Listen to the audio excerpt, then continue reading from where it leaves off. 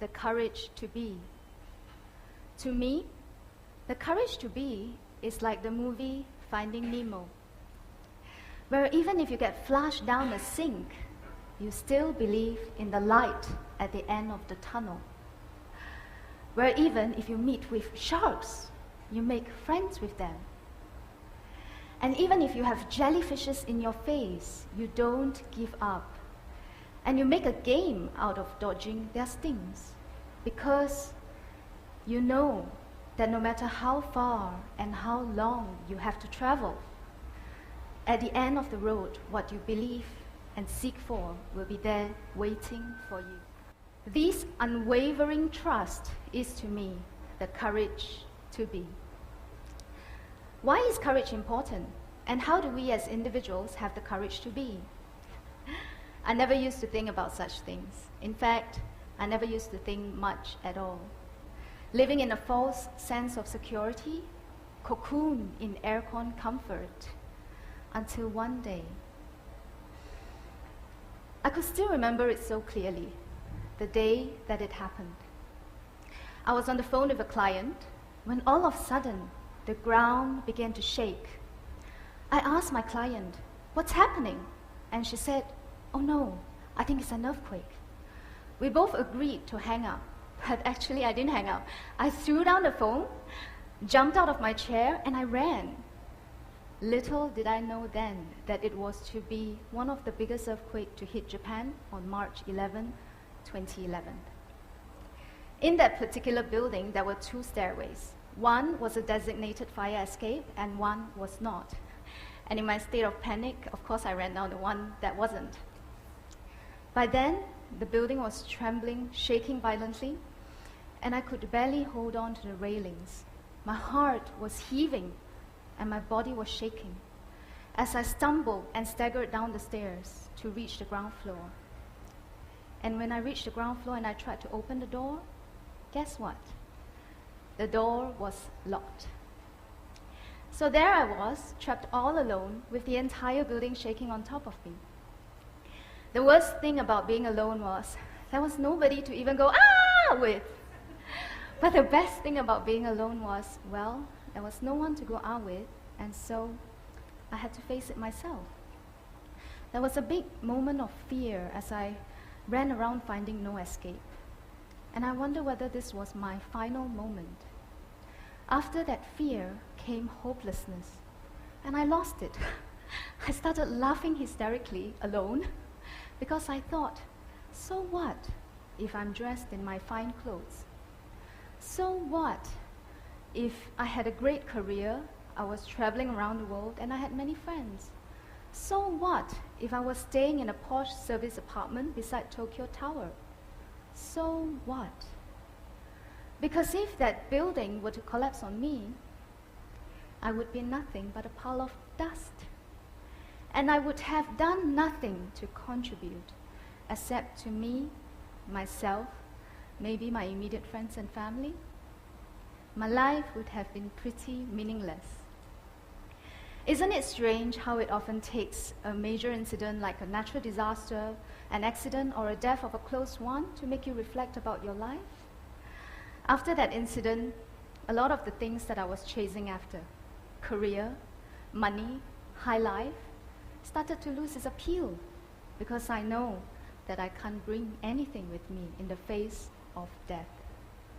And so I quit my job and to explore what life could be. For the first time, I had a chance to slow down. As humans, our bodies are constantly stimulated by everything that's happening around us, that we get addicted to the stimulation. So to remove yourself and to slow down is like going through cold turkey, because the mind and the body kept craving for activities to keep itself occupied. Thankfully, after a silent retreat, I managed to calm down. And for the first time, I heard sounds that I never thought existed. Sounds like the whispering of the tall grass, the etching of the bird wings in the skies, the trickling of water, and the deafening cacophony of tiny little insects. And if I remained still enough, I could even hear the sound of silence. As Lao Tzu said, muddy water stands still, becomes clear. That was what happened to me. So, when the mind becomes clear, inspiration came. How it came from, where it came, I do not know. But when it came, it was unstoppable. And I knew without a doubt that I had to start Be Movement, that I had to drop this narrow perspective of me and give voice to others who have the courage to be. So I was very excited. I grabbed my parents and I grabbed my partner and I told them, I know what I'm going to do with my life. I'm going to set up Be Movement. Well, it was not the aha moment that I was expecting. Basically, my mom's mouth fell open, my partner's mouth fell open, and my dad just went, huh? You mean honeybee, is it? No, Dad, it's be, as in to be or not to be.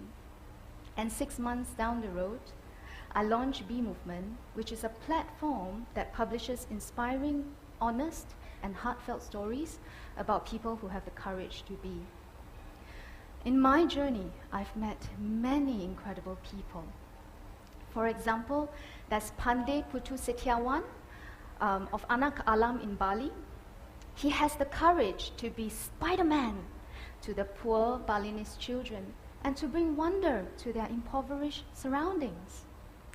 And there's Hajar Ali of Urban Nomads, who has the courage to be the 21st century explorer and to be the first woman to cross the empty quarter desert in the Middle East.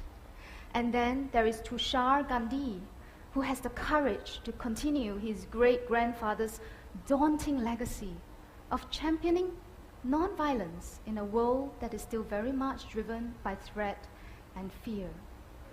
This incredible diversity is what I hope to express through Be Movement. The diversity that cannot be contained by uniformity, mass production, and standardization. Instead, it is exploded through millions of species and billions of stars. Even in we human beings, over 7 billion of us, we each have our unique fingerprints and paths to walk in life. Before, I was a cog in the wheel, going through the motion. Now, by creating Be Movement, every day is an adventure. Everywhere I look is wide open space, filled with opportunities. There are no walls, because no one has done this before. I could still recall the first email that I wrote for Be Movement. It was like a declaration of freedom from the corporate world. An email that came from my heart and not from following format or procedures. I am creating my own way of being. Be Movement is my expression to the world. It is the most rewarding thing that I've done, but let me tell you something. It's also the hardest thing. To create your own path is not easy. It may sound romantic to follow your passion, but do you know that passion used to have a very different meaning long ago? It meant to suffer. A lot of times what you're passionate about may fly against everything that you have been taught. For example, one of my interviewees, Glen Goei, you may be familiar about him. He's one of the most respected film and theatre directors in Singapore. He has acted with Anthony Hopkins in M. Butterfly on London's West End and directed 2 movies, one of which, Forever Fever, is being used as teaching materials in school. So can you imagine for someone like Glen, who has dedicated his entire life to the arts? Now, close to the age of 50, his mom still asks him, "Son, when are you going to get a proper job?" So even for someone like Glen, who has achieved so much in his fields, he is still being questioned about his passion. To do what you are passionate about, you may have to suffer. And people may think that you're crazy. But if you conform, what awaits you?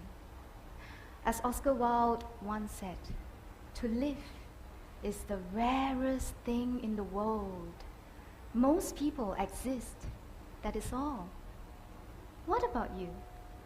Do you live or do you exist? I used to think that I know so much and I'm so smart, but now the more I understand, the less I know, and the more wonder I am filled with.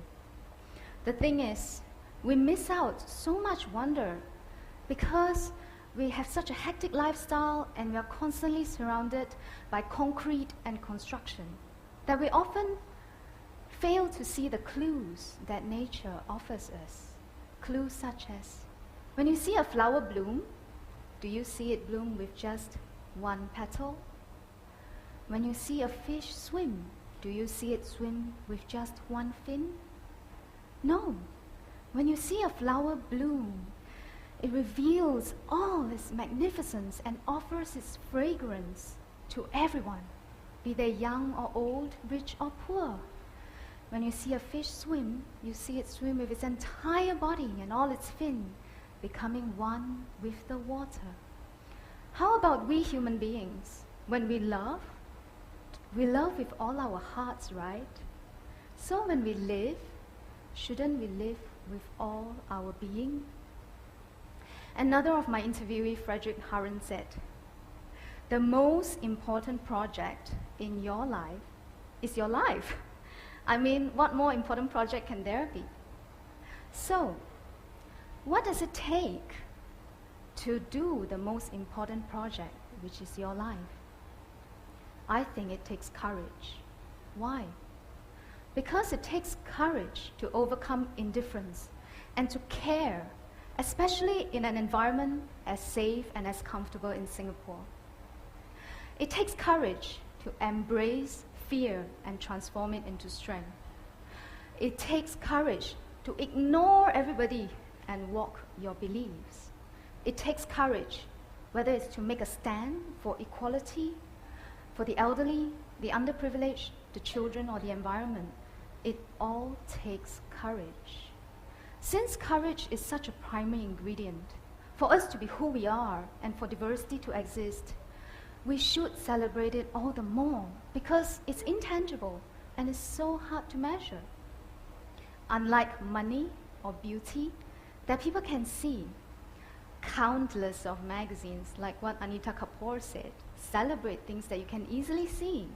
The top 50 most beautiful people, the top 10 richest billionaires. Yes, these tangible things glitter and they're very attractive. But what is the meaning of these things if beauty fades and you can't bring money with you when you die? Aren't we, as a human race, then missing the point? Shouldn't we celebrate the intangibles more? The things that you can't see, but that which makes life worth living. And that is what Be Movement is about. We celebrate the intangibles like courage, diversity, and the human spirit. We are not about the rich or poor, we're not about the good and bad, or the price of the suit, but we are beyond all that, to that which makes life worth living. I would like to share a true story with you. There was this farmer in the US. His name is called Ben Ripple. He won an air ticket to Indonesia at the age of 19, and he went to backpack to Bali. When he was in Bali, he stayed with a local Balinese called Noam. And one night, all of a sudden, Noam woke him up, put him on a motorbike, and drove him to a piece of land. Ben was like, "What is this?" And Noam said that his father wanted Ben to have that piece of land. Of course, Ben was shocked. He was 19 and backpacking, and then a stranger offered him a land. And guess what? Later on, he found out that Noam's father has been dead for 10 years already, and told Noam to this in a dream. Most people would have freaked out and run away. I know back then I would. But instead, Ben took up the offer. And he spent the next 17 years of his life, hard work, sacrifices, to improve the lives of the local Balinese farmers. And this is what happened. He built a 100% sustainable chocolate factory made entirely of bamboo that looks like Noah's Ark. So Ben has the courage to be Charlie and the chocolate factory in a foreign land. What about you? What do you have the courage to be? I find that for a lot of people, it's not about having the courage to be, but rather finding out what to be in the first place. I may not have all the answers, but through the interviews that I've made and through my own experiences, there are 3 constants. One is to strip away. We may not all face life and death situation, which is probably a good thing, but we can definitely imagine it. So I would like you to really imagine like losing someone really important to you, or even losing your life, because death is a very powerful way to strip away all the unnecessary and the excess. The second is to be still. In a world filled with chaos and movement, remain still. If the surface of the water is muddled, it's impossible to see deeply.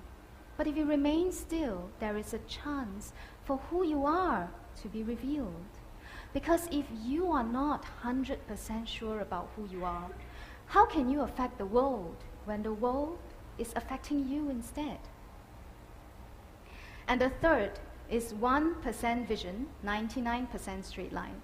I'm borrowing this quote from another interviewee, Ong Boon, son of ex-president Ong Teng Cheong. To quote him, "I tell you, it's 1% vision, and the other 99% is just one straight line 20 years down the road.